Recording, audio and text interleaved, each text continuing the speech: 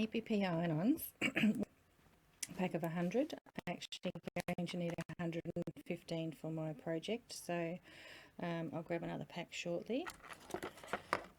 And just scraps of cotton fabrics for a 1-inch hexagon. You need about a 2.5-inch strip. These are 3-inch scraps, so I'm going to be utilising my scraps. A 1-inch Tack It Easy template here, and my glue pen, fabric glue pen, Saline or Bowen or whatever brand you have, and Arlene's Fabric Fusion permanent fabric glue, my Karen K bucks, and my